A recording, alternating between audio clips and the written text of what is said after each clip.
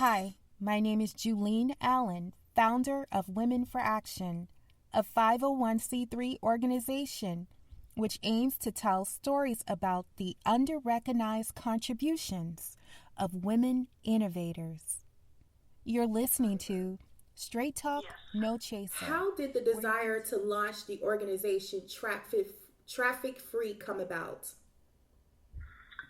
So I went to a conference 10 years ago and learned about human trafficking and had never known that was what happened to me. And at that moment, I also realized that here I was a professional woman, successful in my own right as a social worker and having a master's degree. But yet I lived that and never knew that that's what it was called. So I knew at that moment that we really needed to start raising awareness and educating people on human trafficking. And my own daughter was turning the age of when it happened to me, and I realized we didn't have sufficient laws against it. And so that motivated me to start TraffickFree and to try and change what was going on.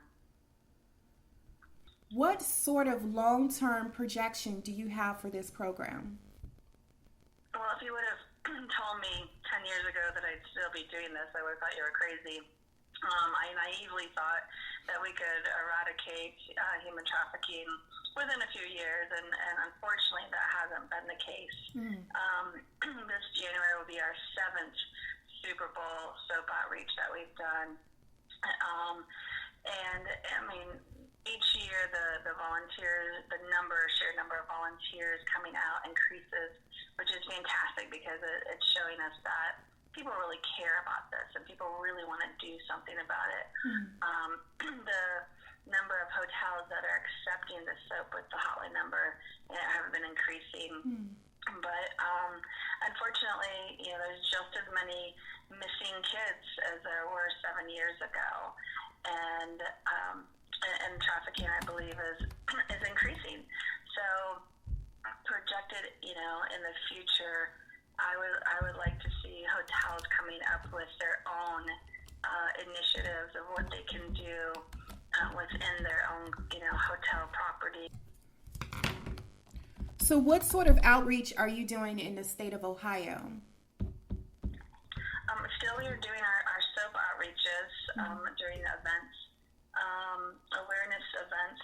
We I work also with Grace Haven, and we've received a grant from the Department of Youth Services that allows me to go into any school in the state of Ohio and offer them a free in-service. So I can speak to teachers and administrators, but even more importantly, I can speak to the whole school body and teach these kids what this looks like. Who do you talk to when something like this is happening, or how would you recognize it if it's happening to a friend? So that is a really amazing thing. And we just received a grant that I'm really excited about this. That this January to June we will be having a youth human trafficking prevention video contest, and then a film festival. So we will be opening up in Ohio to any high school or college student and asking them to provide a under 10-minute video on what do they think human trafficking is, what is pornography, and how does that affect trafficking, and that way we'll be able to use those resources then for people that are going out and teaching on human trafficking. Interesting. So potential trafficking victims have no one face or background. It could be anyone. What sort of red flags or warning signs should a parent look for in their children? Definitely a change in demeanor, or if they were a bubbly, outgoing kid before, and now they're withdrawn and jumpy and depressed, anxious. If they've changed friends, if they're now going out, hanging around older people, especially guys, maybe using drugs and alcohol, grades dropping, running away a lot. That's kind of they're coming up missing and not, telling you where they've been, or if they're coming in with new clothing, new items that you didn't buy for them. Yeah. So those are a few. And what keeps you focused and moving forward to do this kind of work? I get to meet people every day that tell me this is happening to somebody they know, and that keeps me motivated. I met a lady today that said it just kind of put the pieces of the puzzle together for her, and she believes that this is what had happened to her when she was younger, but didn't know it was called this. Last week I did a talk for a bunch of nurses, and a woman and her husband came forward and said they think that this is happening to their 16-year-old daughter and wanted to talk to somebody. So it's those situations that I feel so blessed to be able to talk to them and help them through that. And for the many women out there who have experienced some sort of sexual violence in their lifetime, whether it's harassment, assault, or abuse, as a minor or as an adult, what piece of advice would you lend to them? What advice? Try to find healing.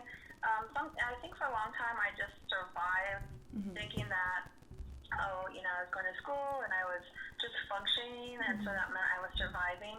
But you really have to look at it and get counseling and to become a thriver.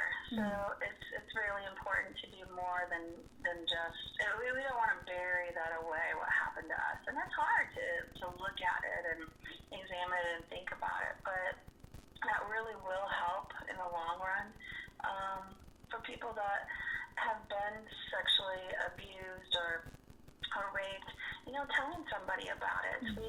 I'm a firm believer on that we need to go after these perpetrators, because we know that they're doing this over and over again.